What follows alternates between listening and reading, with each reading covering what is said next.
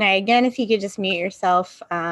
If you are a participant, you will have time to ask questions later and speak to the panelists if you wish. But for now, just keep yourself muted so we can just make this the most enjoyable for everyone. I'm just gonna take a couple more seconds to let people log on and get connected. So just bear with me.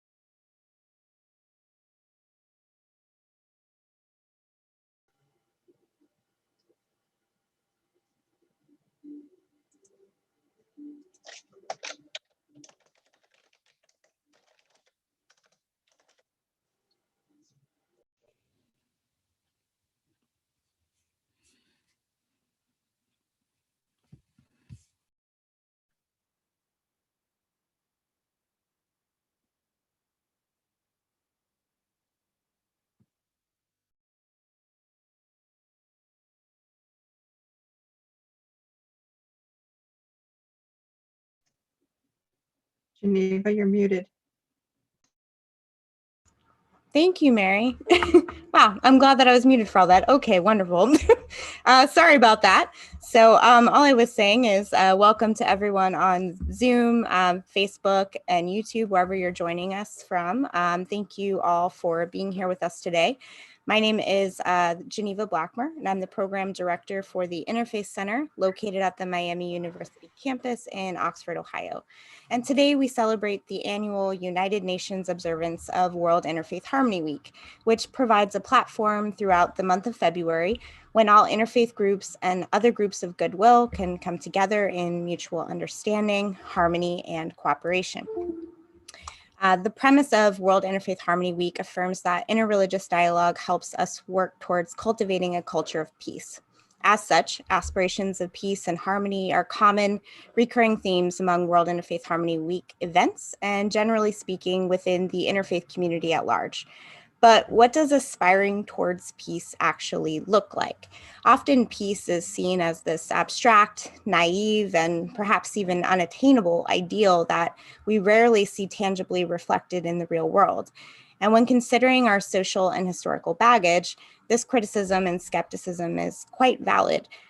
Violence is fundamentally a part of our society, our culture, and our world, and it leaves its residue on all of our hands, which is why I hope that many of our wonderful panelists today will share not only how messages of peace are presented in their respective faith traditions, but also how we may practically apply these messages in ways which help us to practice peace in our own lives and collectively work towards building a more just and equitable world, which is a core principle in the mission of the Interfaith Center, and I suspect a big part of why we are all here today. So without further ado, I'm going to introduce our first panelist. Alan Edelman will be presenting the Jewish perspective.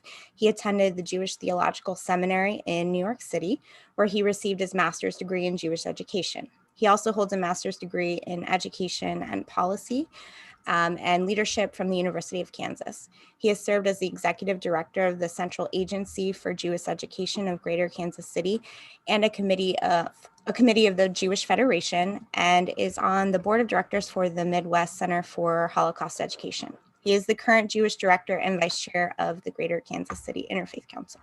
So Alan, I'm going to hand it over to you. Thank you, and what a pleasure it is to be here today, serving with this, honored to serve with this wonderful panel, and Geneva, always to be involved with the Interfaith Center, with all the wonderful stuff you guys do. So one of the most popular and well-known Hebrew words for both Jewish people and others is shalom, peace. And it's a word that Hebrew speakers use when they're greeting each other, when they're departing from one another, and obviously to express the idea of peace. But the Hebrew word shalom means so much more. The root of the word shalem in Hebrew really means well-being, wholeness, harmony, if you will. And that's been reinforced really in the idea that it denotes a sense of perfection and completion. When you ask somebody how they are in modern Hebrew, you say ma shlomcha or ma shlomech for feminine, which means how is your well-being? Are you at peace, if you will? And that shows, of course, the importance of living in a state of peace in the Jewish tradition. So Judaism, peace is not only the opposite of war, it's an ideal state of affairs. Peace or perfection is something that we hope to totally achieve in the world during what we term the Messianic era. And when the Messiah comes, according to Isaiah, not only will nation not lift up sword against nation or learn war anymore, but there will be a general sense of societal harmony and perfection. In fact, the true peace is the fact that true peace is an eschatological dream. It doesn't mean that it is not a Jewish value in the here and now, as Geneva said, in a practical sense. So I want to first provide some examples of peace in our wisdom literature throughout the centuries, and then talk a little bit about contemporary. So starting with the Hebrew Bible, as early as the book of Leviticus, the words of Natati Shalom Ba'aretz, and there shall be peace on the land. The threefold priestly benediction, which is popular both in Judaism and Christianity, ends with Isa Adonai panav elecha v'yasem lecha shalom. May God lift up God's face to you and give you peace. In the book of Numbers, Hineni Natan lo et briti shalom. Behold, I give him my covenant of peace. In the book of Isaiah, Shalom, Shalom, v'rachok v'lo. Peace will be distant as well as close. Three sources from the book of Psalms. Bakesh Shalom v'rodfehu. Seek peace and pursue it. Shalom Rav lo'ohavei Toratech. Grant peace to those who love your Torah. And Shalom al Yisrael, peace be upon Israel. In fact, the holy city of Jerusalem is made up of two Hebrew words, Yeru, Shalayim. You probably hear Shalom in the second part of Yerushalayim, meaning city of peace. King Solomon's name in Hebrew is Shlomo, also meaning peaceful and complete. In the rabbinic tradition, which represents the time period after the destruction of the temple, when the temple and priests and sacrifices were replaced by the synagogue, rabbis, and prayer, approximately 100 BCE to 500 CE. It was taught by Rabbi Shimon ben Gamliel, who lived around the same time as Jesus. And he said, the world is maintained by three things: by justice, by truth, and by peace. And another rabbi, Rab Muna, said these three are actually one. If justice is present, then truth is present, and this makes peace. And all three are found in the same verse as it is written, judge with the justice of truth and peace within your gates. Wherever there is justice, there will be peace, and wherever there is peace, there'll be justice. In addition, there's a whole category of rabbinic ordinances under the category of mipnei darchei shalom, in the interest or promotion of peace. And at a time when people tended to take care of themselves, the Talmud from this period says that we are all responsible for providing food, sustenance, and well-being for all people, mipnei darchei shalom, in the interest of promoting peace. And another Rabbi Heskia said, how great is peace? For so many commandments in the Torah, the 5 books of Moses, the blueprint for Jewish life, are written in it. For instance, when you encounter your enemy's ox or ass wandering, you must take it back to him. When you see the ass of your enemy lying under its burden and would refrain from raising it, you must nonetheless help your enemy raise it up. If along the road you chance upon a bird's nest in any tree or on the ground with fledglings or eggs, and the mother sitting on the fledgling or eggs, do not take the mother with its young. So this is extended even to animals.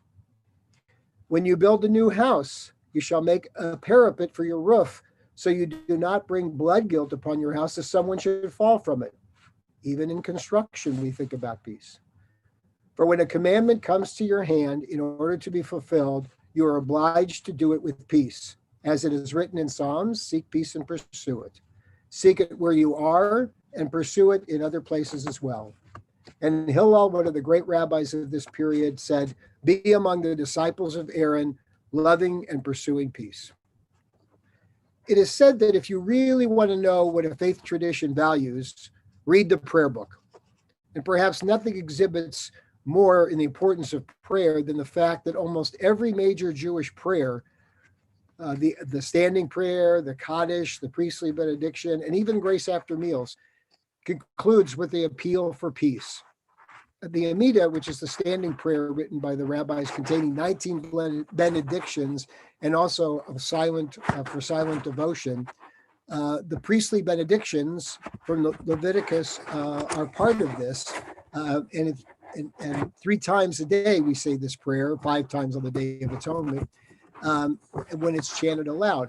And following that line of the priestly benediction, to be blessed with peace, as if to put an exclamation point on that final bestowing of peace, the rabbis wrote, grant peace to the world with happiness, blessing, grace, loving kindness, and mercy.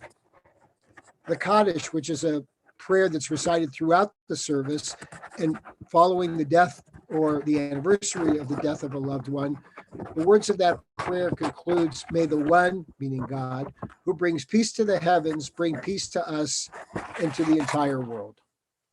In the grace after meals, which we say after eating every single meal, it ends with the words, may the Lord grant people strength, may the Lord bless all people with peace. In a practical sense, since the establishment of the modern state of Israel in 1948, new opportunities to express peace have been afforded our people. For instance, in Israel's Declaration of Independence, we see the words, we extend our hand to all neighboring states and their people in an offer of peace and good neighborliness, and appeal to them to establish bonds of cooperation.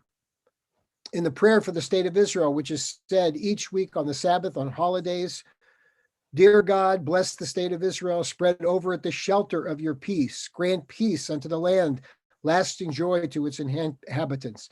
Plant in our hearts love and friendship, peace and companionship, speedily fulfill the vision of your prophet. Nation shall not lift up sword against nation, neither shall they learn war anymore.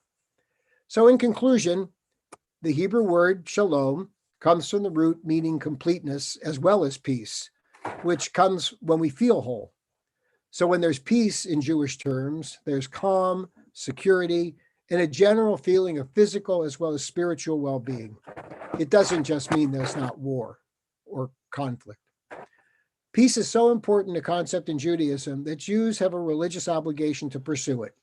As the Bible teaches, seek peace and pursue it, and our rabbis go further to teach that we should seek it in our own places and pursue it in other places as well. And finally, in celebration of World Interfaith Harmony Week, we are taught that one who establishes peace between one person and his or her fellow, between life partners, between 2 families, 2 cities, 2 nations, no harm will come to that people. My prayer is that despite how challenging the pursuit of peace seems to be, we never cease our efforts to bring peace to our homes, our workplaces, our communities, our country, and in fact, the world. Thank you. Thank you so much, Alan. Oops. Okay. All right. So our next speaker will be Anna Ikeda, who is the women's leader of the Las Vegas region of the Soka Gakkai International USA since 2018. SGI members base their practice on the Lotus Sutra and Nichiren Buddhism, which teaches that each person has within them the courage, wisdom, and compassion to face and surmount any of life's challenges. Anna has practiced Buddhism with SGI all of her life and has lived and practice Buddhism in communities in Japan, Singapore, Philippines, Argentina, and the United States. Anna works remotely for the SGI Office for UN Affairs based in New York. She also serves on the board of directors of Meta Center for Nonviolence. So now I'm going to turn it over to you, Anna. Thank you so much, Eva, and thank you so much for this opportunity to speak on behalf of my organization on this panel. As you mentioned, my name is Anna, and I practice Buddhism with Soka Gakkai International, or SGI, which roughly translates into Value Creation Society. And for those of you who might not be familiar with this type of Buddhism, which was included a little bit in the introduction, but our main practice is to chant Nam-myoho Renge Kyo. And this practice was established by a 13th century Japanese monk called Nichiren. And his teachings were based on the Lotus Sutra, a set of teachings that the Shakyamuni Buddha preached in the final years of his life. Our core belief, in a nutshell, is that every single person has this infinite potential called Buddhahood, and tapping into it and revealing the inner potential or inner power is the solution to life's challenges, as well as the challenges we face in our societies. And I believe that's relevant to the theme for today, which is our faith perspective in peace. Peace is in fact the goal of our organization and our Buddhist tradition. In our practice, we also refer to peace as Kosen Rufu, which is both a state and a process where the goals and workings of every aspect of society, be it the law, economics, education, and policies, are consistent with the respect for the dignity of life. For people who are not too familiar with Buddhism, which in of itself is actually a very diverse community with so many different kinds of teachings, but you might have an impression that peace that we talk about in Buddhism is about being at peace with oneself, or perhaps isolated from the secular world. Well, we definitely look inward, and I'll talk about it shortly. In the SGI Buddhist community, the way we think about peace is actually very dynamic and socially engaged. In fact, in one of his most famous writings called On Establishing the Correct Teaching for the Peace of the Land, the founder of a Buddhist tradition, Nichiren, states, and I quote, "If you care anything about your personal security, you should first of all pray for the order and tranquility throughout the four quarters of the land, should you not." So as this passage indicates, we believe that peace is not something we can seek in isolation. If we care about peace and security for others, we need to ensure that everybody else also has that. We cannot be happy or at peace completely when we know that other people are suffering and when there are injustices in the world. So then how do we go about creating peace, right? In Buddhism, we believe that the root cause of society's ills, like war and discrimination, are called the three poisons of greed, anger, and foolishness, which are the fundamental evils or fundamental darkness inherent in life. And we all have the tendencies or the three poisons. Nobody is in exemption. For example, when I'm unable to truly listen to someone whose opinions are very different from mine, I need to take a hard look at myself before pointing out that they need to change their views. Daisaku Ikeda, the international president of our organization, states, and I quote, "Are we driven by egoism that seeks personal happiness at the exclusion and expense of others, or by compassion that is concerned with both our own and others' welfare, refusing to build our happiness on the misfortune of others?" The focus is on the transformation of our minds, our hearts, our values. It is the human revolution in a single individual. Without that, establishing the correct teaching for the peace of the land cannot be achieved, unquote. And to engage in this inner transformation, or what we call human revolution, sounds simple, but it's extremely difficult. To recognize our inner tendencies, our biases, ego, and selfishness takes tremendous courage and humility. It requires us to take responsibility in what's happening in our environment. even when we may not see the direct connections. And although inner peace sounds very calm and maybe even passive, in reality, it is a tremendous battle. And while it may sound like a long process, we believe that this focus on individual transformation is the surest way to peace. Unless human beings change and our ideas and hearts change, we cannot transform the world. So how do we put this into practice? At a somewhat, I guess, macro level, for example, our international president, Ikeda, has been submitting peace proposals to the UN every year since 1983. These documents explore the connection between core Buddhist concepts and the diverse challenges our global society faces, and offer tangible proposals that can be implemented by the UN or the civil society. And the latest one just came out on January 26th, and it has been translated into English. He has also engaged in numerous dialogues with leading thinkers from various fields and backgrounds, Nelson Mandela, Rosa Parks, Zhou Enlai, just to name a few, to find common grounds in our quest for making this world a better place. At the grassroots level, I'm so proud to say that we as members of the SGI engage in this internal work of human evolution every day in our life. We believe that peace does not exist somewhere far away. It is about each one of us becoming a better person, better human being today than yesterday. It is about having the courage to speak up when something is not right, or having the compassion to reach out when somebody is in need. We also hold small group discussion meetings every month at the local level, where we discuss different themes that are related to life from a Buddhist perspective. In that safe environment, we engage in deep dialogue and encourage each other. And I feel, no matter how small and mundane that may sound, by sharing our confidence in the human potential for good and our ability to transform from within, and demonstrating that by example, we are slowly but steadily contributing to peace in our communities. So I'll stop here. And in the spirit of the dialogue, I'm really excited to be here and learn from other speakers and those in the audience. Thank you so much once again for having me. Thank you so much, Anna. All right. Our third panelist is Reverend Mary McCoy, who holds a bachelor's from UMKC and a JD from UMKC Law School.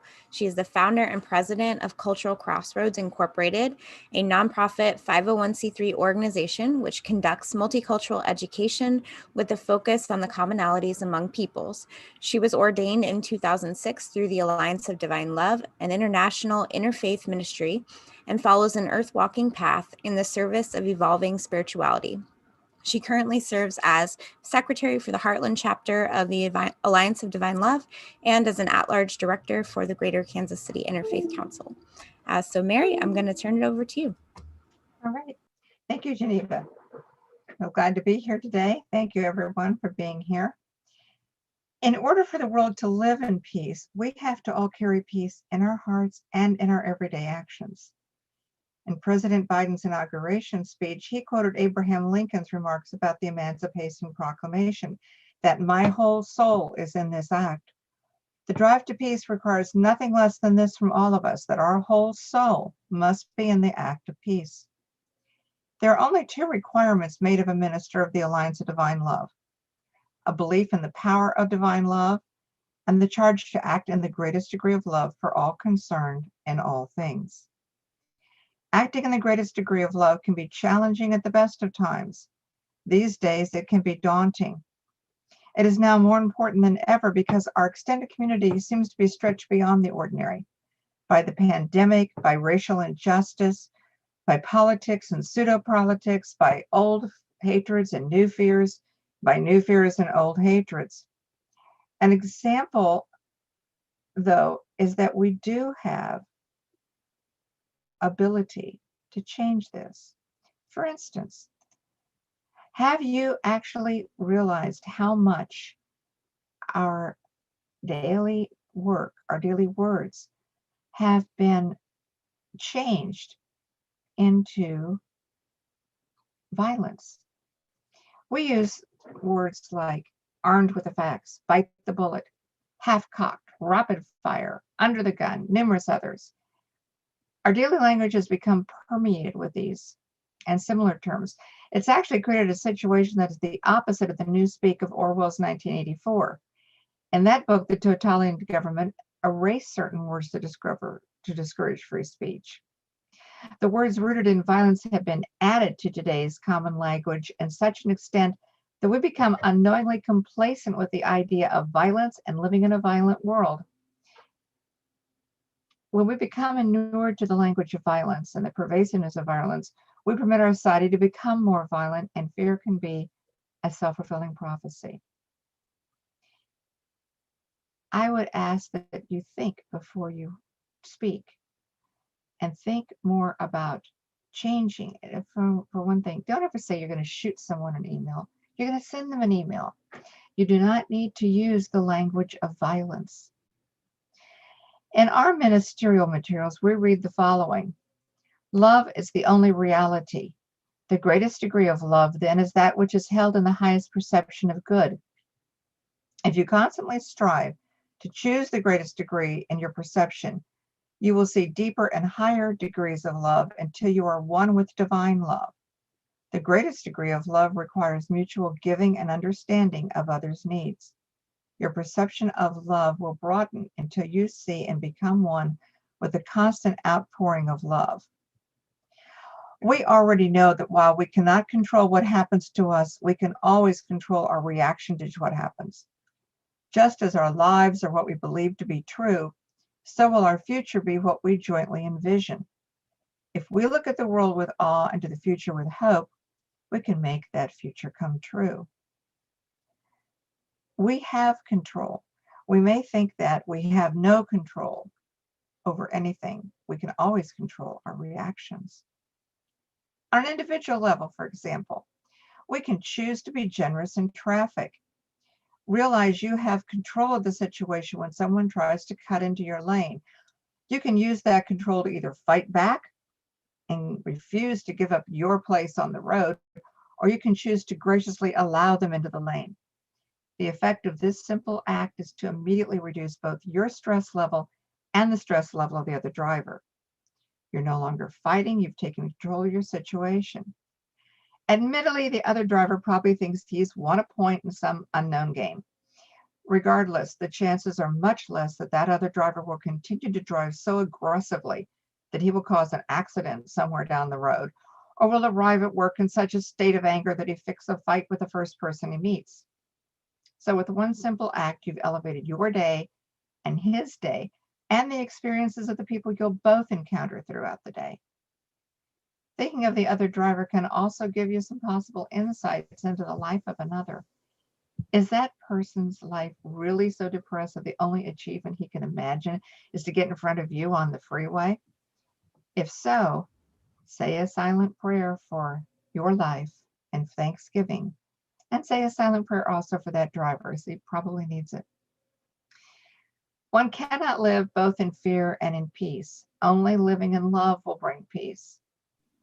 Love equates love equates peace as hate equates fear.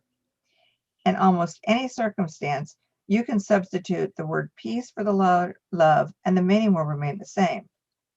Alternately, you can also substitute fear for hatred, and the meaning is unchanged. A Native American elder I know says that his aim is to live each day as a prayer. Try that. You will find that living each day as a prayer also means living each day in peace and love. One way that ADL helps to spread peace across the planet is through prayer. ADL sponsors an angel squad composed of ADL ministers from around the country. We respond to requested prayers, and we meet on a daily basis to pray for peace in the world. All wisdom is honored in the Alliance of Divine Love. Our members follow diverse groups, faiths from paganism to Christianity, from American Indian spirituality to Buddhism. That diversity is possible because the Alliance of Divine Love holds a deep regard for wisdom from all traditions. We realize that no one religion or life philosophy holds the sole truth. We honor the golden rule as much as the Bible, and the intellects of Confucius as much as the teachings of Islam. The Alliance of Divine Love honors peace as the deep, far-reaching basis for all wisdom, for all religions, and all life philosophies, as we believe that love is peace, peace is love, and we are all one. The world is moved by only two forces, love and fear. Love is manifested as kindness, fear is manifested as hatred. We can choose either fear or the future. And if we choose fear, then there is no future. Thank you. Thank you so much, Mary. So our next panelist will be Reverend Will Rucker. Will passionately works to transform culture through compassion. As an author, speaker, pastor, and host of Compassionate Las Vegas, the podcast, Will is engaged in local, statewide, and national platforms, advancing socio-spiritual transformational efforts in restorative justice, anti-racism, and humanity first initiatives. Will believes that we are on the cusp of a global transformation in consciousness like the world has never known, and is dedicated to helping people through their spiritual awakening and into expanded levels of enlightenment. Will, I'm going to hand it over to you. Thank you so much. And thank you to everyone that has joined today. What an incredible panel, just amazing perspectives. And I'm so grateful for the opportunity to share in this way. I do want to begin by acknowledging the we'll say shortcoming of my faith in applying the principles that we believe. I do realize that we have been far from peaceful for generations in many ways. 1 Timothy 6:10 comes from our holy text, which says, "For the love of money is a root of all kinds of evil, which some, stretching after, have been seduced away from the faith and have pierced themselves with many sorrows." So this love of money has taken us away from our core principles, which are embedded in peace. Not peace as in the absence of conflict, but rather peace as in the presence of justice. This isn't something that we view as utopian. We view it as something that is universal. Jesus, who is our prophet, wears the title Prince of Peace. Our holy text declares that the fruit of the Spirit is peace, and that the kingdom of God is peace. Peace is so rich in meaning, like words such as love or joy. And so there's a lot we could say. But if I was to just boil this down to one concept, I would say that the root for us of peace is contentment. And as my brother Alan said, well, basically everything he said, I would absolutely agree with. Wholeness. I would say that that's the concept that we hold with this. Peace encompasses all that's required for contentment. Physical and emotional needs are certainly included in that. As Anna mentioned, inner peace is a big part of this. So the early church set out to accomplish peace with a very practical approach. The book of Acts records that no one claimed any of their possessions as their own, but they shared everything, and that everyone had everything in common. And in fact, they sold their property when they found needs within their groups. So this is something they took very seriously, because peace is disrupted in a state of lack.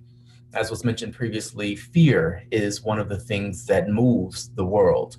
The other, of course, is love, but fear creeps in when survival is threatened, and the natural response is to erect a defense mechanism or a barrier or a wall. So the early church actively guarded against anti-peace, we'll say, through active love and compassion. By refusing to hoard, and instead they generously gave and freely shared. And everyday actions, as Mary would say, was really what allowed them to have this peace. But I don't know that sharing is really adequate for what I'm trying to convey. Their culture was that they didn't share because they didn't consider their goods their own. Everything was held in common. There was no need to compete, and that's why peace was possible.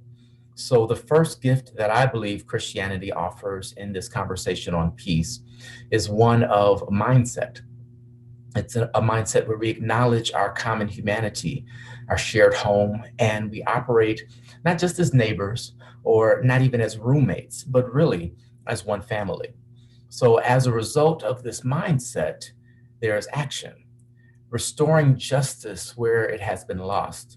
One of the most well-known stories about Jesus is his time when he entered the temple and shouting and in a chaotic state, in a sense, overturned the tables of the money changers and with a whip chased out the animals.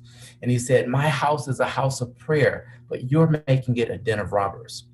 So when structures or systems are harmful, hurtful, or hindering, peace is not silent.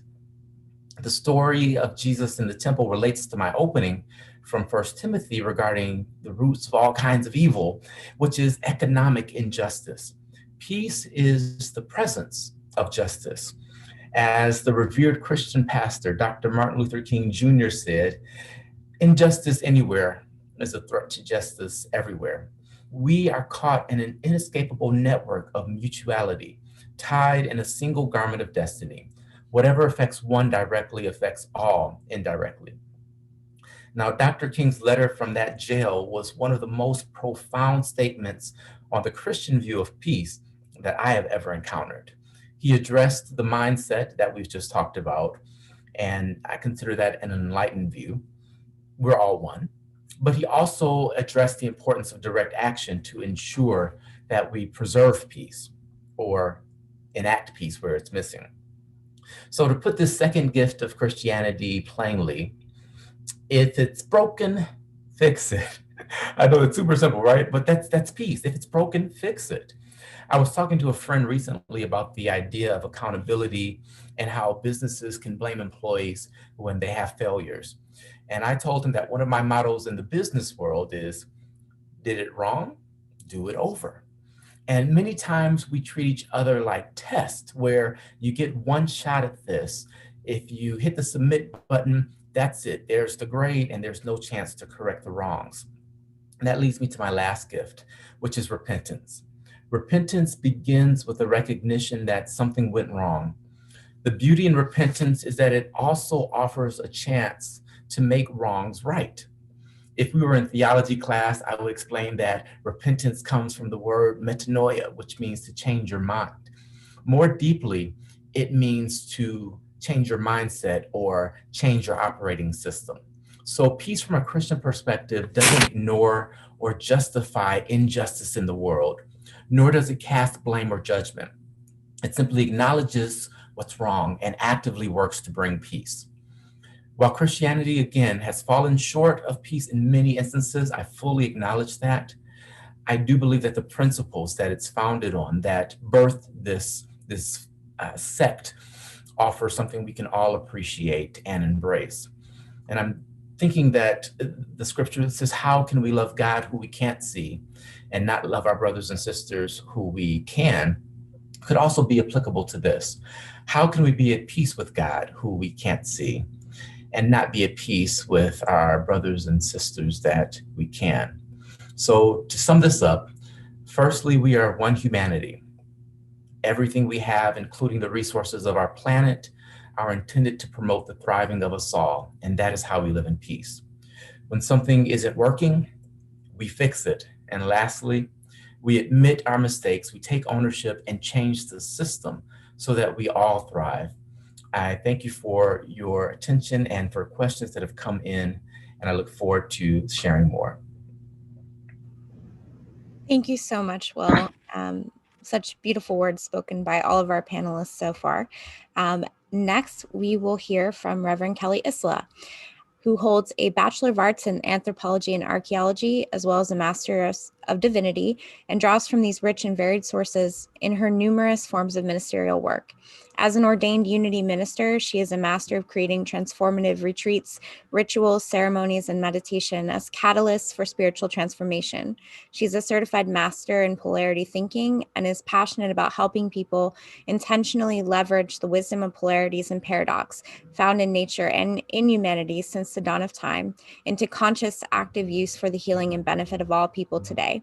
As immediate past chair and current at-large director of the Greater Kansas City Interfaith Council, Kelly is committed to interfaith work and dialogue as an avenue for healing and peace. And Kelly, I'm going to turn it over to you. Thank you, Geneva. I'm always intrigued by what from your bio makes it into when you're doing a panel or something public like this. And I have to say that I want to go Will, ditto, Anna, ditto, Mary, ditto, Alan, ditto. The tradition that I serve is unity, which is comes under the umbrella of New Thought. Many people think that it falls under the umbrella of Christianity, but New Thought is its own thread in this giant mosaic of faith and life philosophies. And so unity, what I really want to do is just give you a brief example of a practice. But when I said ditto to each person, it was sounds a little funny. And it's also pointing to, Will was just talking about, he said repent really is, it's not the mea culpa, it's the change your mind, and then to really, turn your head and look, shift your consciousness, and embark on a new journey, right? So it's not just, we change our thoughts and feelings, but then doing something. And so unity was, and then I think Mary said something, perhaps, I was taking little notes, living each day as a prayer. I don't remember if that was you, Mary, or who said that, but I thought, oh yeah, like that works in unity too. Unity was founded on healing prayer over 130 years ago, and has, some people are familiar with silent unity, which is a 24/7 prayer ministry that you call, or, now we've sort of, over the decades, you can email, there's an app for it. There's, people that still handwrite letters. I don't know who those people are, but people I know write letters. But it's all based on prayer and it's affirmative prayer. And affirmative prayer is uniquely unity insofar as just affirming the truth we already know. So for instance, in unity, it would be just affirming that that God or spirit, the divine, there is a one presence and one power, that's active, and it's already here. And the second, main principle teaching in unity is that we are that we are endowed, with these divine qualities. And we get to, through our level of consciousness, we get to decide how we put those into action.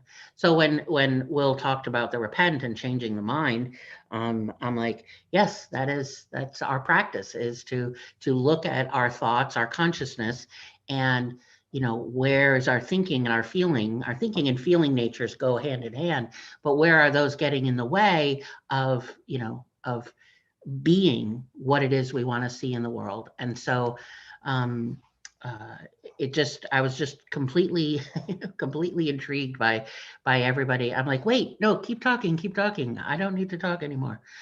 I also will really appreciate that you brought up the shortcomings, because I also believe that in unity and New Thought, there are some shortcomings as well.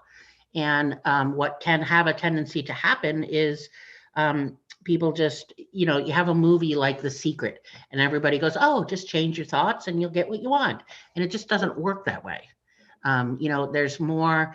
Think about, our consciousness, which is what we're aware of, and what I'm about to talk about is a practice in unity, is that, what we hold in consciousness, we create outside of ourselves. We create in our world, meaning, our family and our community and.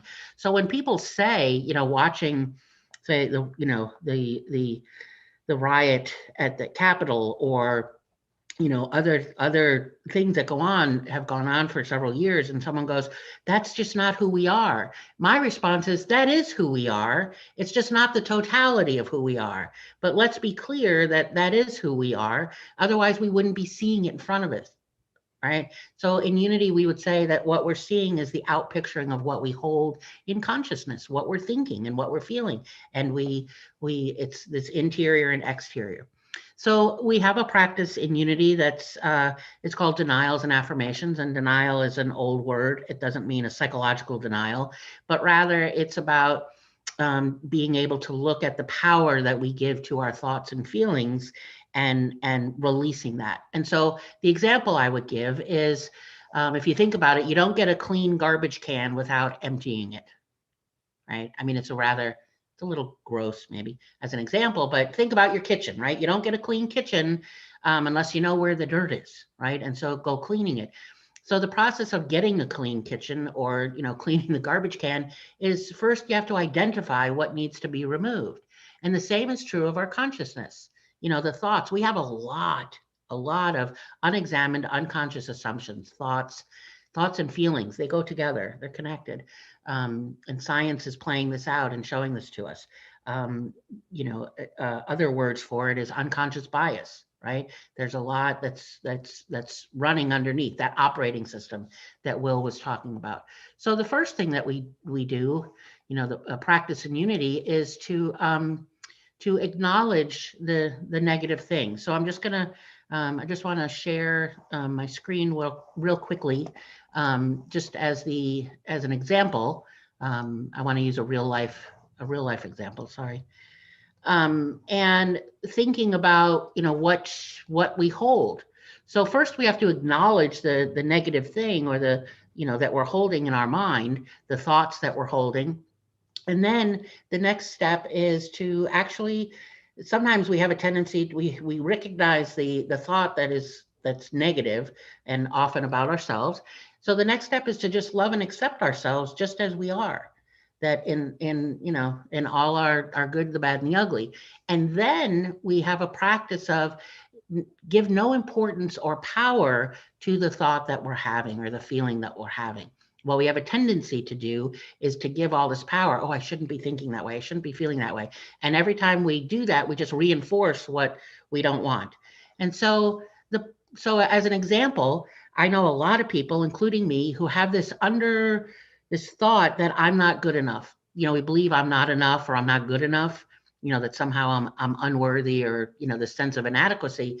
So an example would be that I could say to myself, even though I believe in this moment that I'm not good enough, like when a message surfaces, I love and honor, accept myself, and I choose to give no power or importance to that thought right now, right?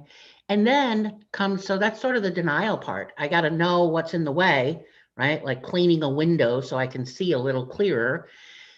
And then the affirmation part, I know I am innately divine. So in unity, I would say divine, but for anybody else, I know I'm innately good, right? Or whatever word we might use. I know I am innately good, so therefore I must be more than enough. So it's just affirming what is really true, like with a capital T. It's acknowledging the thought that's in the way, the thought and feeling that gets in the way of peace. And I would say about peace, everything everybody has said is really very similar in unity. But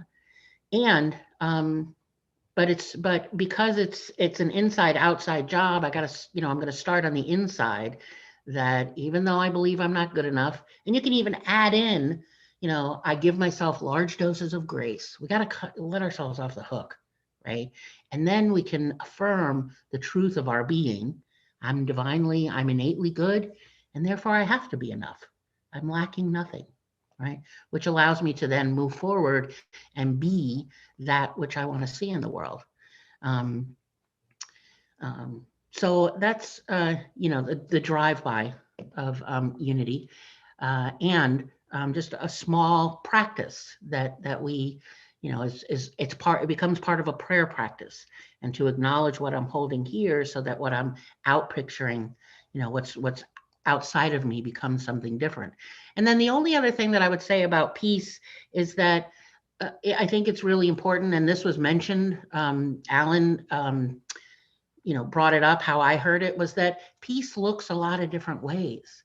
So peace isn't always how I think it should be. For some people, it's just the idea that I get to stay alive, right? That water comes out of a tap, that there's going to be food. For some people, peace is a loaf of bread. For other people, it's to know that they're safe. So that's what peace looks like. For other people, it's to know that I do have power in my world. I'm not powerless. I'm not, at the whim of someone else all the time. And sometimes peace looks like order and justice, right?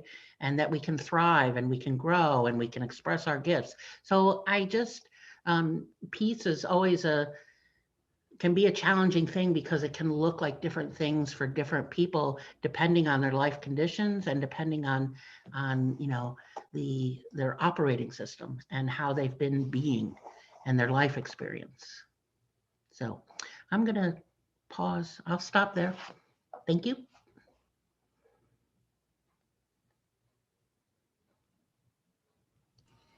Thank you so much, Kelly.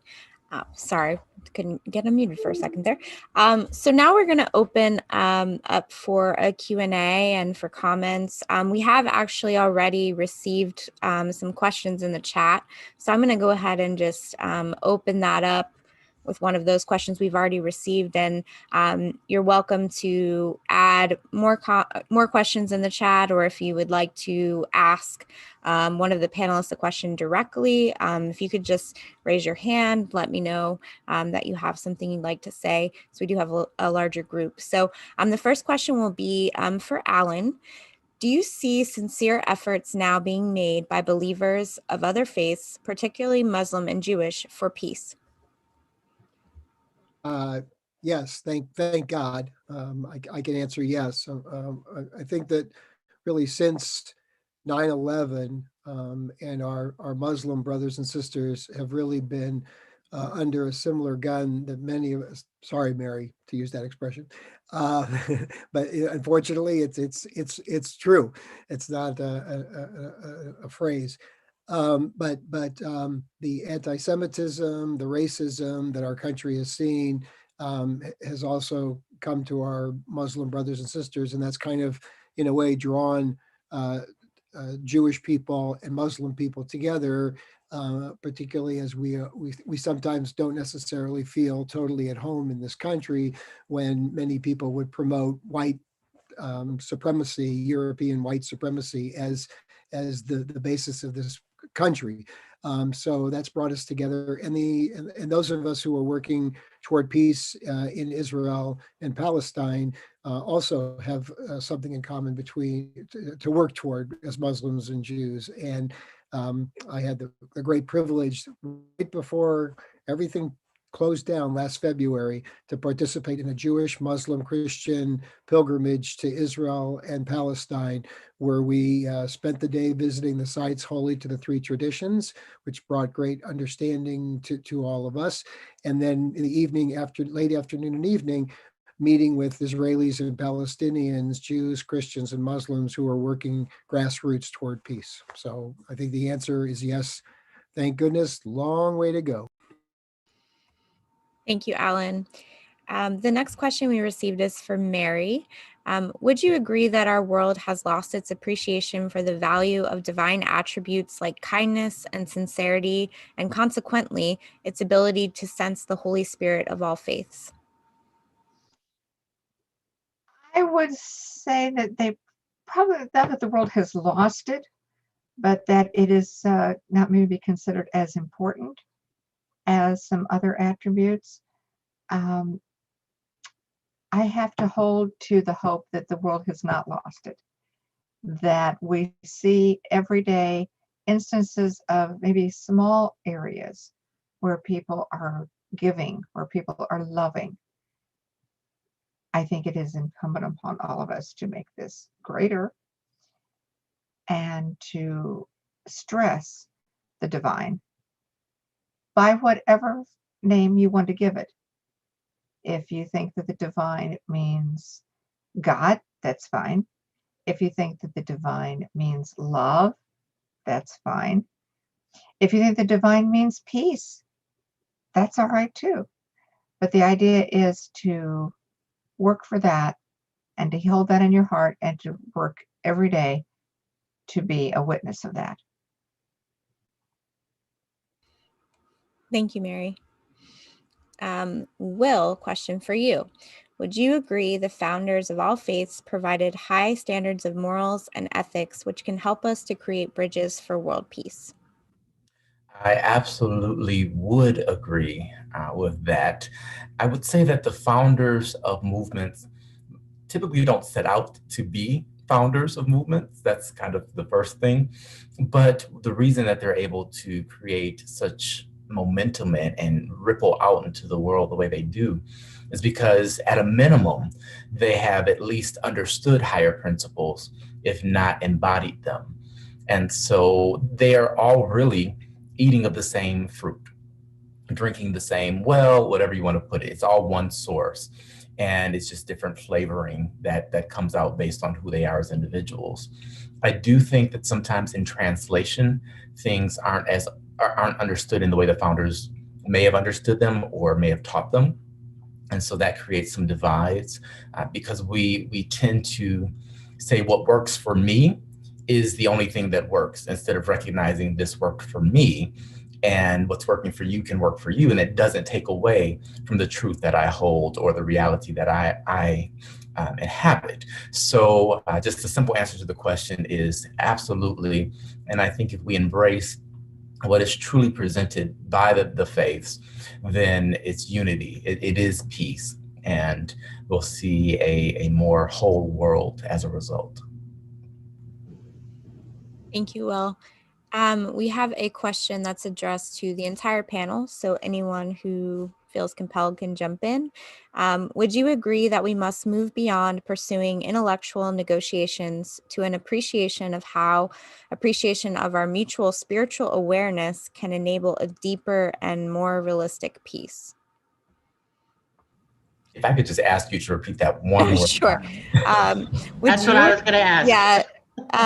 Would you agree that we must move beyond pursuing intellectual negotiations to an appreciation of how an appreciation of our mutual spiritual awareness can enable a deeper and more realistic peace? So I would, my quick answer is no, it's not an either or, it's a both and. So it's not a moving beyond, it's adding to. So we may have over-focused on intellectual pursuits, but we don't want them to go away because they serve us. We need to augment perhaps our perspective with, that's a paradox, is, our thinking nature, our intellectual nature, but also our spiritual nature, right? They need each other for more of a wholeness. They're seemingly opposite, but interdependent. So that would be my brief. To borrow from your word, Kelly, I would say ditto for sure. I think of the example of the elephant and rider, where the elephant is really kind of that emotional piece and the rider is the intellectual. I think you have to work with both for sure. And also recognize that we're all so different. And that's one of the things that makes us exactly the same, is the fact that we're all completely different. But the way that we process information and the way that we are best guided, for some people, it is intellectual. For others, they're more tapped into the emotional side, and they do it because of how it feels versus what makes sense. And both are absolutely equally valid, equally needed. And they're the two sides of really one coin, which makes us human. And so it's one thing to embrace mystery. And I believe in God as mystery. That's one of the names I call God, is the great mystery. It's another thing to deny reality. And I think that this question kind of gets at that a little bit with the intellectual side, where we've been conditioned to, in many faiths, just deny things that are true. We've been taught to embrace the quote unquote unknown as a matter of faith, even in the face of fact. And that has caused some problems with actual reality. 2 + 2 is 4. The sky appears blue, those things. And we can get into it more deeply and say, well, it appears blue because of this, but what we see is blue. So these kind of concrete facts can get lost when we don't embrace intellectualism. But by the same token, the emotional side of why do you feel concern about the sky being blue is because of lack of trust. It's because something has caused fear because of that survival piece. Well, this doesn't seem right. So to sum it up, because I'm long-winded here, to sum it up, we need both. I definitely agree with what Kelly and Will has said so far, but I'm gonna just add a little bit.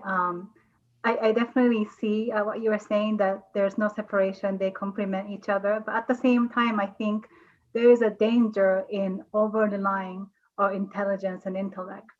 And I think human beings, when we forget our spiritual side, our goodwill, and just believe our logic or what we think is logical, I think the prime example is, for example, I work in the field of peace and disarmament. So developing nuclear weapons somehow was thought to be a great idea to stop whatever that they were trying to stop. And I really feel, again, when the intelligence or whatever you call it in this case is not in check, I think it can have a great danger. So I'm just kind of switching my hat from a local Buddhist leader to somebody who works at the UN. I've seen a shift, which is actually encouraging at the UN, where I think it was that, of relying on intellect so much and diplomacy in a way that's very dry and very realistic in a political sense. But now I think the role of civil society and spiritual community has been really appreciated. And I think that's a very encouraging trend. So definitely those two sides can play a role. But I really feel there's a great, great role that we can play as a spiritual community in this endeavor for peace. Thank you, Anna. And we have more questions coming in the chat, but I see that Enoch has his hand up. So I'm going to go ahead and let you ask your question if you'd like to jump in and do so. Well, thank you. Thank you for the insightful presentation and sharing.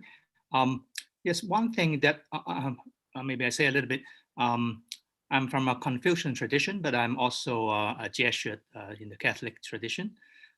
We have been involved in quite a bit of Interfaith Summit and the Parliament of World Religion and stuff like that. One thing which has been quite difficult, for us, has been the practical implication, that in a lot of dialogue, that we hold in university contexts or other things, it has been quite, it sounds very good, but when it applied to the practical, implication, for example, in within the own religion that we're coming from, as you know, there are many different says, or within Christianity, or within Confucianism, and that are not exactly peaceful with each other, and that even within our religion we have a difficulty, in adjusting, from the idea of peace and the ideal of peace, into the practicality of how we live with one another and how we promote peace. We did it by establishing peace and conflict study in Interfaith Center at different university. We try to do that, by lobbying the UN or other, world bodies, and we try to have some sort of a practical political philosophies of involving in public interaction. But the thing is, there's a huge gap between practicality and ideals. Just would like to hear from different speakers as to how you bridge that seemingly gap. Thank you. Does anyone want to jump in on that? Yeah, I'm happy to jump in. And bridging the gap between the practicality and the ideal, is that the question? Yeah, that's what really the spiritual work is about. In the Christian scriptures, it says that we may know and believe the love that God has for us. And it makes a distinction between the knowing and believing. A lot of times we know what's right, I'll do air quotes around that, but we don't believe it. And so that's really where that bridge has to be built between the knowing and believing. When something is ideal, it seems afar off. And everything in reality started off as an idea. New leather shoes, forgive me for those of you that don't wear leather, but new leather shoes are simply old cows. And, that's just kind of how it works. Everything is built off of the thing that came before it. So when we're looking at all of these ideas of bridging the goal with the reality, we have to just be okay with the steps it takes to get there. In the thought of manifesting, prayer for us, we petition God for things we want to see. And once we've made that petition, we have to actually walk it out and do the work that gets us there.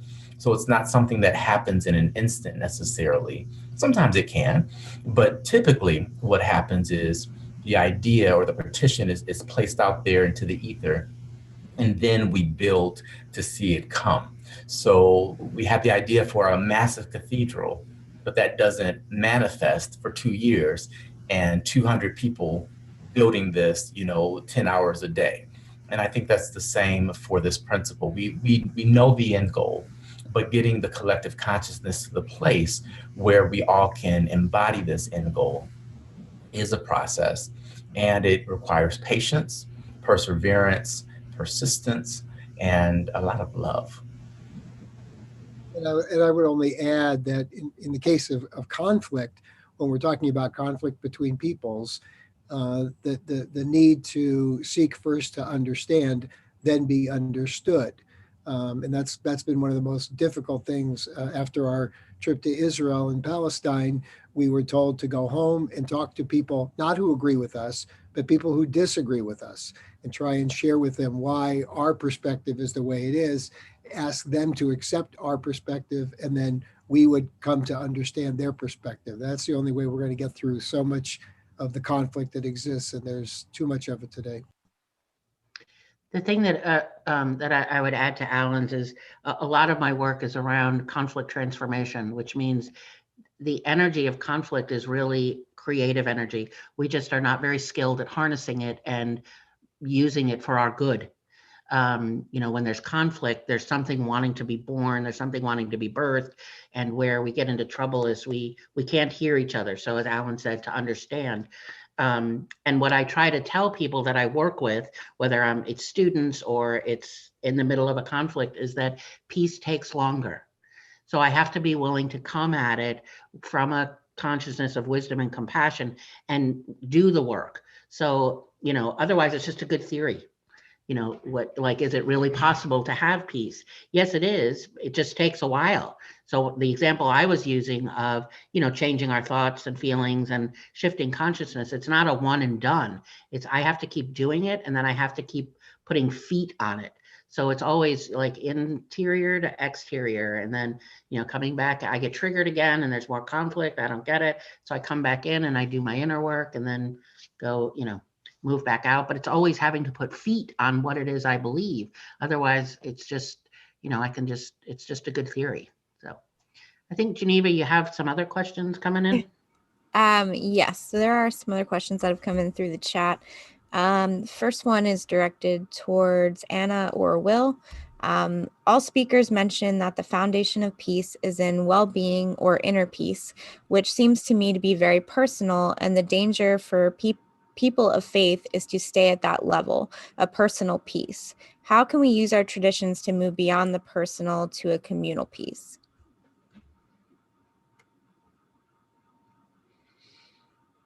Either of you want to? Okay. I'll start. I guess, at least in the tradition, again, those two are not exclusive of each other. It's not like I have to just work on myself first before I can do anything external in my community. They go hand in hand. I can't wait until I'm perfect, until I engage in the work of, working for peace, because then that's not going to happen, right? So they are simultaneous. But I guess what I was trying to say is that there's a danger in neglecting the internal work and trying to fix whatever the society's problems are, because actually where those problems come from is our internal ideas, our ways that we engage with each other, our values, the way, our heart, in essence. So I think it's really the root cause is here. I'm not saying that we stay here, but without addressing that, we can keep working on these problems, but they'll keep coming back, because at the essence, we haven't fixed what's at the bottom of all the problems. Yeah, I agree with that wholeheartedly. And what I would add is, from this personal to communal perspective, or perspective, would be the issue of self-acceptance primarily. What I have experienced is that when people don't feel confident in who they are, don't feel a sense of wholeness, don't feel accepted or loved, then that creates a reaction where they don't accept or love others. And then once you kind of get to that self-acceptance and then other acceptance, you realize, oh my gosh, we're all one. If you're familiar with the concept of holacracy, we are, complete individuals that are part of a greater whole. That is one thing, just like our cells are parts of our body, but I mean, we're one body as individuals. It's the same idea here. And so the self-work is so important because it allows us to have that community perspective without judgment, without presenting shame, allowing others to make quote unquote mistakes and still be accepted and still be loved and welcomed. One of the scriptures that comes to mind, I'm just going to paraphrase, but it says, you have these people among you who are sinning and you reject them and send them out. What sense does that make? And it's really saying when people need to be loved or they're doing something that's hurtful, someone was stealing and you cast them out. Why did you do that? Give them something to work for so he can contribute. It's that idea of, bringing people in, building bigger circles. If you, draw a line between the two of us, I'm going to draw a circle that includes us both. That's just kind of how that works. So I hope that offers some insight into the question. And I want to piggyback on Anna because there is that, what I talked about in New Thought, the shortcoming. One of the shortcomings is New Thought is because of we were founded on prayer and the internal work of doing our internal work of healing body, mind, soul kind of thing. You can over focus on that and never. It's easy to be spiritual in a cave, right? So we've had. There are people within the faith tradition that really struggle, and I'm always pushing them to be active. The twofold path of engaged spiritual life, the inner and then the outer expression of compassionate service. So there's the both and thing again, and getting over focused on one to the neglect of the other. And I think it's the teachings, whatever faith tradition or life philosophy you hold, it's how we hold the teachings, and our understanding and discernment that guides us to, okay, what are my feet going to do now with this teaching? I would bring up that one of the things that, or one of the ways to do this is through the Alliance of Divine Love's concept of the greatest degree of love. The greatest degree of love has to be for everyone involved in the situation. That includes the self. So you have to do what is, or you work for what is the best for everyone in the situation, including yourself. Thank you all. I think this is actually a good segue in. These comments are a good segue into the next question, which is for all the panelists, please address the global practice of coming to the defense of others. What standards do you suggest so this defense does not increase the overall level of violence? Anyone want to take that one? It's a good question. It's a great question. I'm not sure that defense of others, maybe I need a little more. Barry, did you want to elaborate on your question? I apologize because I was trying to word it in a way that could give people out of different directions to take it. I intentionally didn't want to be too specific. Thank you. Well, I'll jump in, and this just for me centers around one of the core values of Christianity, which is compassion. And the issue with compassion is that when you're compassionate to one individual or one group, it can cause harm to another. And we have these lovely things called unintended consequences. So if you look at the issue of homelessness and you say we want to build an encampment that can have tiny homes so that people can be housed. Well, what happens to the neighborhood where you build the encampment? Is there safety? What's happening? What happens when these people that want to do harm to homeless individuals come in and terrorize the encampment? So your act of compassion actually now has created harm, not only to the people you're trying to help, but to those surrounding them. And that's just one tangible example. But the idea of protecting a person it's always a two sides of the stories, they would say. But I think we have to recognize the global picture, the bigger picture, which is what action, what systems can exist or can be created that best serve the community as a whole. And I'm not trying to be utilitarian with that. And there's some value in being utilitarian, what works best, because when you really recognize we're all one community, one global community, then you have to make some decisions that some people don't like. I can tell you, I like my Starbucks in the morning. I spend about $5 a day on Starbucks coffee. And if you tell me I can't go to Starbucks, I feel wronged. But guess what? I'm not wronged. It just may be the situation because we have to close for health reasons. So what can appear to be harmful may not actually be harmful in an absolute sense, but what causes one suffering may not cause suffering to another. And we can't minimize the suffering of, we'll say, a billionaire who feels like his 10th yacht being taken is punishment. That's still legitimate suffering, even though we're all like, you know what? You got 9 other yachts, get over it. So I'll leave it there.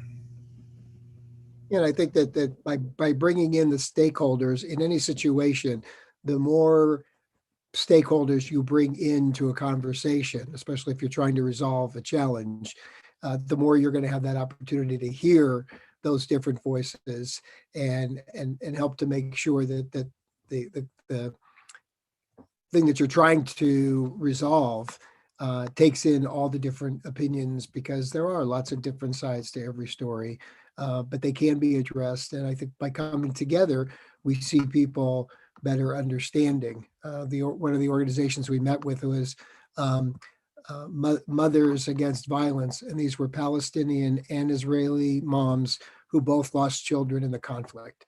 And to have them sitting at the table together and sharing their experiences sure made everybody understand both sides of the story. And these two women are now working toward peace. They have legitimacy.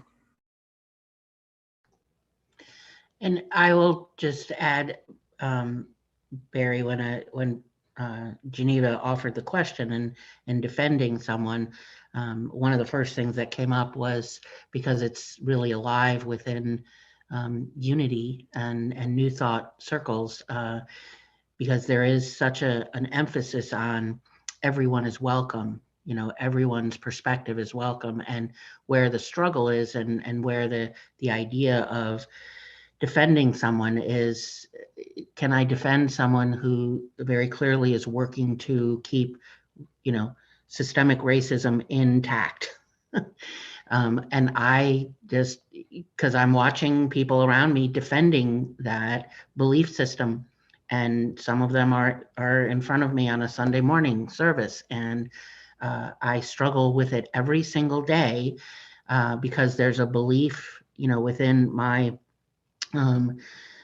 tradition that we are created equal, that we are each endowed with, we are an expression of the divine, like an unrepeatable configuration of, these divine qualities. And that can get really lost when the person in front of me is very clearly advocating that there's no such thing as systemic racism. Why are we talking about this? This is political. Don't bring it up at church. And I do reach a point where I'm not going to defend them. I struggle every day, and it's, I'm not perfect. I don't, but what I hear oftentimes in my head is from Martin Luther King Jr. from a letter from the Birmingham jail is, am I going to be an extremist for love? And so being an extremist for love doesn't always mean it's soft and, no ripples outside of me. So I don't know that adds, answers any part of your question, but defending, like, there's a lot of different things of defending going on. And Kelly, I just want to piggyback on that just really quickly. That is an issue that I have faced personally as someone that's led panels on systemic racism and being an anti-racist and things. And my movement is very, Christianity as a whole, of course, is all inclusive, but my particular brand is very multicultural, and we hold very similar positions. But I think it's important, at least from our perspective, is to defend someone may have to go beyond where they feel they need to be defended. It doesn't mean we're defending their ideas or anything like that. We're defending the core essence of who they are, which is divine. And so when they're operating outside of that sphere of love, which is what we consider to be divinity, then really for us to defend them means to redirect them back to who they are, which is love. And to highlight what Alan said, bringing the stakeholders. If I show you 10 examples of people that are telling you this has happened to them, love says we need to listen and acknowledge this as their perspective. We may not have experienced it, but they did. And so as a community, we address it. So I'll leave it there. Thank you all for your responses. We do have 2 other questions that have come through in the chat that appear to be addressed to all the panelists, so whoever wants to jump in. The first one says, do you think that the church has lost touch with the humanism of all in their teachings? It doesn't specify which church, so I guess whatever your respective faith traditions are.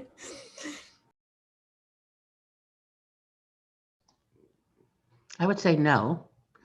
And when you say the church, it's a pretty broad term, and there are, at least in Christianity and other faith traditions, there are a lot of different threads. And so I would, on the whole, I would say no, although I think what happens with the media is we more often than not see the places where it maybe has. Because that's more fantastical, but I see more evidence of actually the opposite. So. Unfortunately, in the Jewish tradition, unfortunately, we do see, because as Kelly said, we're not monolithic, and people could read the sacred texts in different ways, and some have unfortunately chosen to read them in a way that denies the other the rights that they deserve.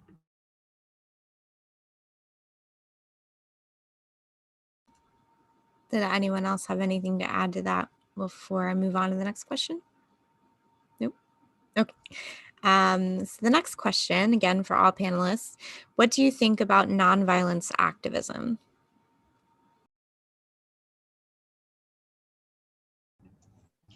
Well, obviously, I think it's a good thing, but I guess I would ask the questioner, in what way are you? What exactly are you looking at here? Becky, did you want to elaborate?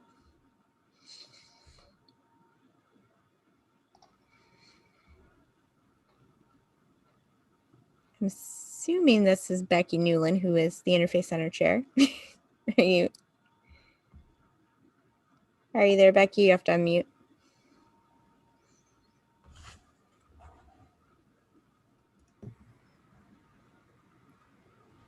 What is your question again?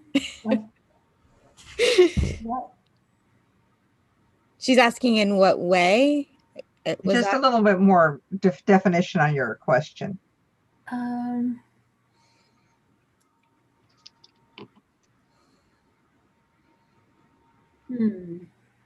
Are you just asking their opinion on it, or? Yes, just your opinion. Okay. Well, if you mean, do I believe that we can approach it in a nonviolent fashion? Obviously, yes, I do. Okay. If we do get into the morass of violence, that is, it's actually working against what we're trying to do. And so it's very important to maintain the nonviolence. That's not as easy, perhaps, as it would be, but I think it's necessary. I think it's certainly been shown by the leaders in the last 100 years of nonviolent movements that it works a little better. It brings more sympathy and attention than violence. I know in the Israeli-Palestinian conflict, many of my Palestinian brothers wish that the leaders of the Palestinian movement in the past would have chosen nonviolence to terrorism, especially during the Intifada, killing innocent people in buses and restaurants. They even believe that and feel that that wasn't the best way. And had they gone the way of Mandela and nonviolence, then Israel would be in a very different position. And certain citizens in Israel who don't necessarily want to recognize the Palestinian rights to land would have a harder time justifying it than resisting it, I should say, than they do now, when they can point to the terrorism response as opposed to the nonviolent. When you see the nonviolent, there is a lot of nonviolent response in Israel, and that's really, really been effective, and is hopeful that in the next generation that didn't know the violence in the same way, they will be able to have peace. I would agree, Alan. And one of the examples that I love to bring up is of the Berlin Wall. If the people who attacked the Berlin Wall had showed up with guns instead of sledgehammers, it would have worked a lot differently. A lot of people would have died, and probably history would have been different. So I think that nonviolent activism is absolutely an avenue. And I think sometimes where I think we might get stuck is thinking that nonviolence means it's calm and quiet. Mm-hmm. Will said it, when he first spoke about peace is not the absence of conflict, and conflict doesn't have to be violent. Mm-hmm. But nonviolence means nonviolence. It doesn't mean that people aren't triggered. It doesn't mean that, emotions escalate. It doesn't mean what I'll go back to Martin Luther King Jr., that creative tension that you have to create and keep moving to get to peace. What John Lewis said, good trouble, right? So it's, I think nonviolent activism is a whole lot harder than we could have imagined. And every day we're being invited to what does that look like? How do I do that? And I would add for that, with the idea of violence, is how are we defining nonviolent? There's a difference between force and violence, but I think the clearest thing I could offer would be in situations of injustice, silence is violence. And so if we're going to be nonviolent activists, then we have to speak up, speak out, and be forceful. So. Yeah, I wish we could have a panel discussion just about this theme. I actually, several years ago, was pursuing a PhD on nonviolent social transformation, although I didn't finish. And I'm on the board of Meta Center for Nonviolence. So yeah, like it's mentioned, nonviolence can mean a whole lot of things. There's at least 198 different methods of nonviolent action, by Gene Sharp. So I think, but to me, what attracted me to nonviolent action is I felt that it's really where my activism and my spirituality meet together. So kind of going back to, the bridging the gap between ideals and reality. And this is not like official stance of my Buddhist tradition, but personally, as somebody who practiced Buddhism, I think nonviolence is Nam-myoho Renge Kyo. It's the universal law. It's holding on to the truth that every person has innate goodness, and therefore tapping into that, appealing to that, we should be able to transform. Of course, there has to be some practical actions accompanied to that, but really holding on to that hope and conviction that we are better, just like Reverend Kelly was saying, when people say this is not us, well, it is kind of us, but it's not the whole of us, because we also can be very good. So let's really strive to the ideal self, of our humanity. So I just have so much I want to share about that, but I just wanted to share that. Thank you so much for asking that question. Thank you all. And thanks for the, part 2 panel suggestion. I might have to follow up on that. So I want to be mindful of everyone's time. We are, approaching half hour past at this point. There's one last question in the chat. So I think maybe we'll end with this question, if that's good with, and if you want to throw in, any of our panelists want to throw in any final comments, anything you'd like to leave the the remaining audience with, please feel free to do that as well, or you can choose to respond to this question, whatever you want to do. The question is there any instance where you think violence and military might be or is necessary? So feel free to jump in and answer that, or if you just want to leave any final remarks, you can do that as well. But let's just hear one last time from all the panelists and we'll wrap up. As somebody who works in the field, that's a difficult question, but I want to say no, absolutely no. Because if we accept that there is an instance that's necessary, then we're giving up on our human ability to resolve conflicts creatively.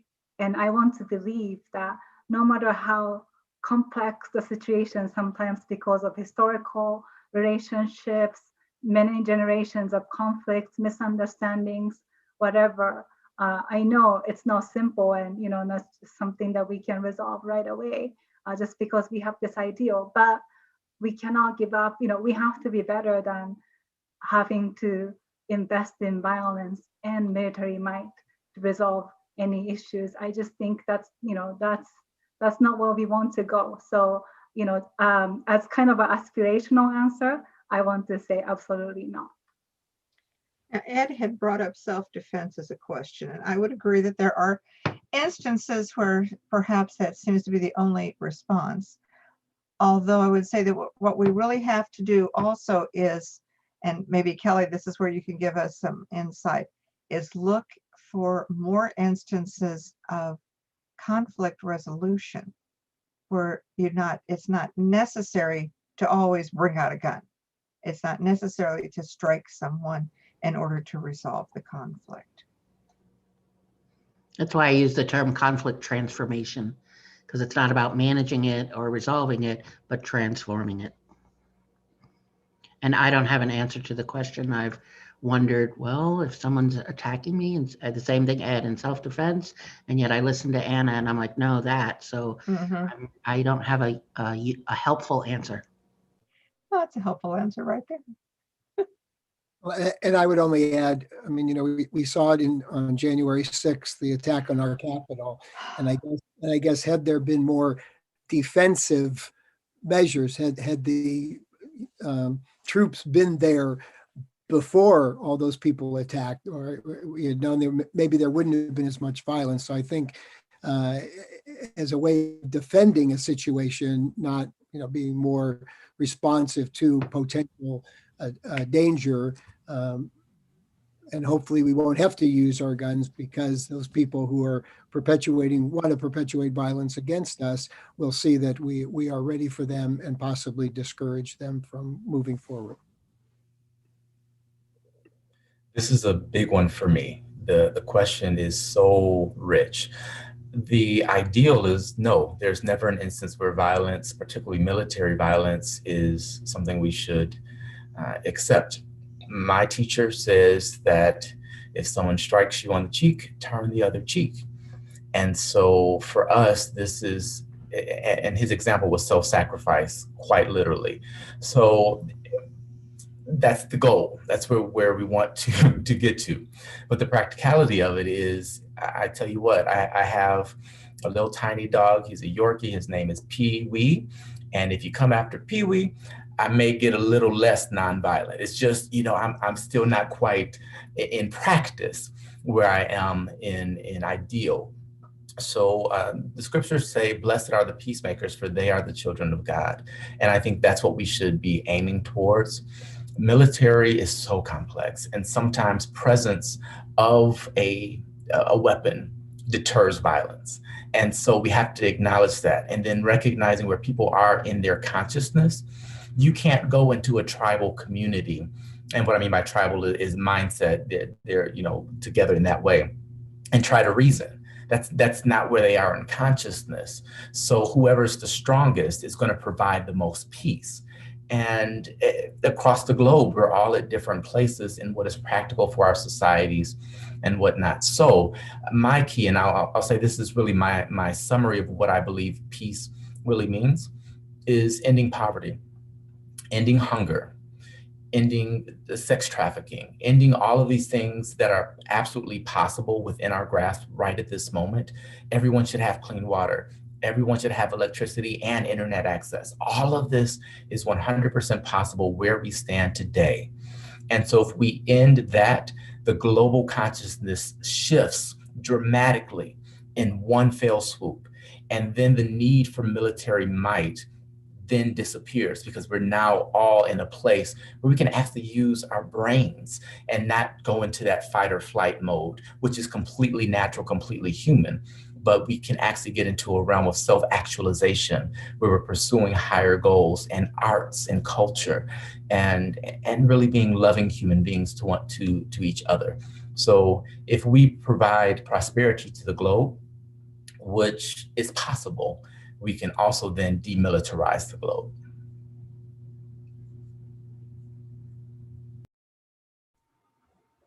Thank you so much. Well, I think that's a beautiful place for us to wrap up this conversation and take with us moving forward.